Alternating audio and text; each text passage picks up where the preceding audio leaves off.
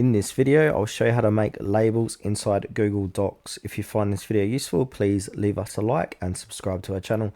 In saying that, let's just jump straight into it. Alright guys, go to docs.google.com and then from here you want to make a new blank document.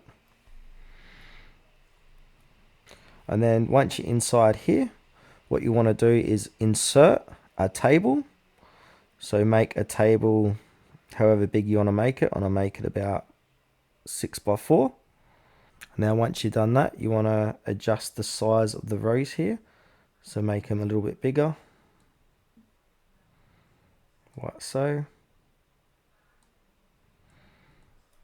And now once you've done that, let's add some text inside here. So I'm going to type in text here and I want to make this a little bit bigger, so I'm going to make this about this size here.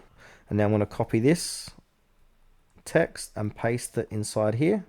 So I want to go Control C, now do Control V, and same here, Control V here.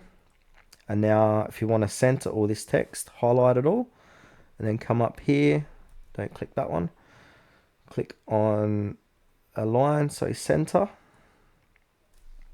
And now also we can add a background color, so I'm going to highlight this, click on a background color and choose a color, might make it yellow.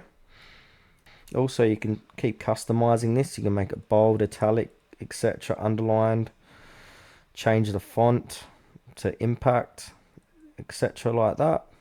And then after that, we've successfully created a very simple label inside Google Docs. If you want a link to this, I'll leave it in the description in the video notes, so just put a comment down if you want to see the link for this.